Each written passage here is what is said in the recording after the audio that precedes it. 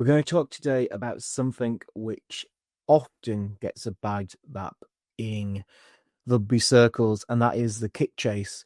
Specifically, we're going to focus on Saturday's game between Scotland and Wales, where actually, so far this Six Nations, maybe a lot hasn't gone right for Wales, but one thing that has worked has been their aerial game. They've been able to put teams under some pressure through the air. We also saw that a little bit last November as well, where someone like Tom Rogers came in and was actually able to be really successful against Australia in the air, even though the rest of the team and the rest of the game plan really wasn't up to scratch. However, in that first half in Edinburgh, Wales fell apart in the air, and that was partly due to Blair Kinghorn. It was partly due to a poor kick chase, and it was partly due to Scotland just realising that was an opportunity and going after it. As soon as they won the aerial battle, then they were able to get on the front foot and exploit those wide open spaces that Wales left. In the second half, that was an area where Wales were able to maybe not get the upper hand, but at least draw level.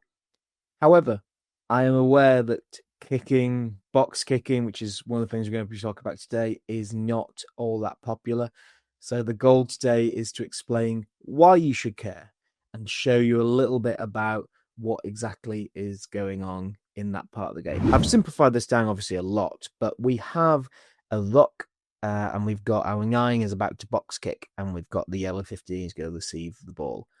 On the left-hand side here, this is what we really want as our ideal kick setup. So when we're chasing kicks, we want someone quick here that's either 11, but it could be a 15, could be a 10, could be whoever. But we want someone quick who can go up there and put pressure as that ball is coming down.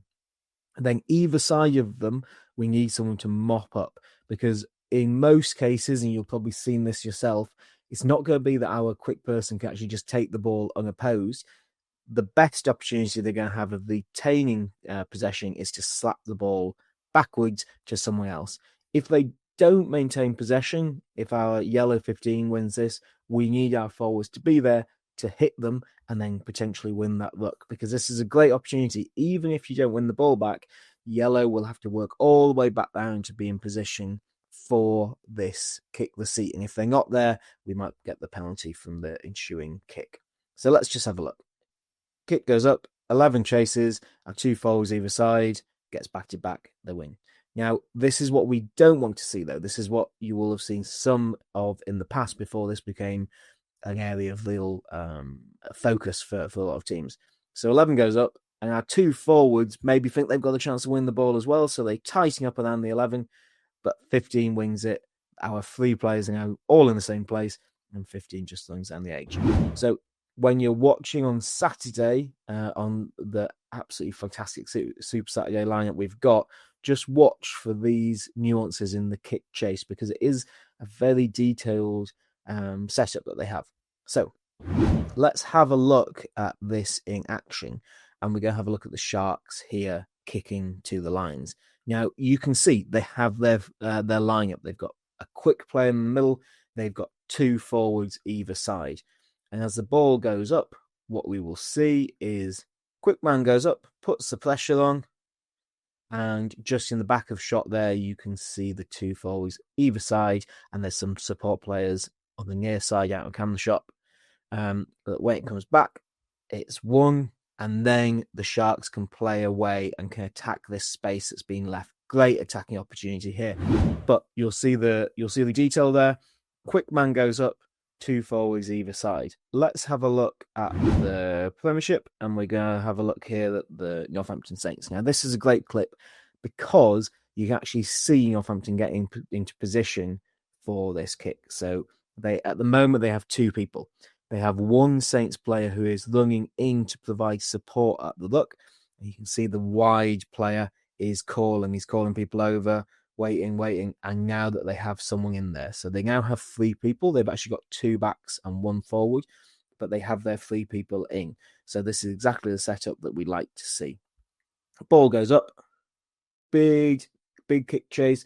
The man in the middle, you can see here, because we have 2 backs, but the middleman is actually going up as high as he can. The outside guy is holding his feet. He's holding back a little bit because he doesn't want to leave that space on the wing. And this is a potentially dangerous kick here because you can see it's coming in field. So it's going to be caught, or the competition is going to be around on the 15 meters. So if those Saints players bunch in, you can see it's going to be really easy for Saracens to get down the edge. But instead, they make a mess of that kick, and you can see the Saints players now have moved around there so that wherever this ball bounces, they hope there will be at least one of them there. And you can see that that is. So super simple kick chasing there. Now, let's look at something perhaps a little bit more complicated. We're going to look at what happens when you pass out the back to a fly half to get the kick. So this is Leicester. You can see that the fly half has swung round the corner. They have some players on the near side, and you can see, you might not quite be able to make out, but this is 4 of the 7 backs involved here, and you have the 9 and the 10, obviously, who are going to be involved in the pass and the kick. So the only players out wide are one winger and then a bunch of forwards. So they do need to be aware of this. They need to make sure that they don't leave themselves short. But the kick goes up, and we see something very similar. Look at the winger. Look at how he comes in field to make sure that he is in the middle of the 2 forwards. So he comes in field. You've got the 2 forwards either side of him.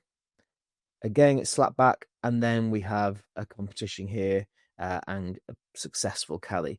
So the quickest player hits in field to make sure that either the 2 players either side of him can be there to make sure that if Gloucester win the ball, they don't get a free run. And if it's slapped back, there's someone there to win it. Now, I'm just going to show you one final example. This is perhaps a slightly unusual example because it comes directly off the kick. And we're going to see an example here of a potentially poor kick chase. So this is always going to be challenging when you're kicking from the backfield. This is what we've seen before, the set kicks. So they're coming off box kicks, or they're coming off phases where the team has been able to plan where they want to go. In this situation, that's not possible. So what Benetton have been left with here is they have one guy deep. He has to chase the kick. Now, remember, this is to do with the DuPont law. So previously, he could kick, stay where he is. As soon as the Ospreys player moved, then everyone else in front of him would be onside. That's no longer the case. So he has to chase his kick. So he kicks it up, he puts the chasing, and you can see here that Benetton are trying to make what we spoke about work. It's a long kick, so it's not really competitive. But you can see here that they've got one man in the middle. They're trying to hold themselves so that they don't create massive gaps. But what they've forgotten is that someone needs to go back and cover that space. It's a brilliant kick as well. But as soon as this happens, you kick, you send one person up. Unless there's that communication, you're not going to have a second man back to defend that deep space. And Ospreys immediately see that and kick. And I think this is something really important to bear in mind when we look at kicking. It's only boring if teams do it poorly. Good kick chase, good kick competition is very interesting, exciting to watch. Some of the kick in the Six Nations has fit into that gap. Some has been poor where there's not been that level of competition. I would expect on Saturday, especially in the game in Cardiff between England and Wales, this to be a major area of focus. England will have been watching that game on Saturday evening thinking this is an area of weakness. That might not be great to hear for England fans who perhaps want to see more of that running rugby we saw against Italy, but I would expect for the first 40 minutes, England will try and attack Wales's weakness there. If they haven't got on top, Wales will feel really confident. If they have got on top, maybe the last 40 minutes is when we see them really opening up, and that could mean again that we see Elliot Daly instead of Marcus Smith at 15.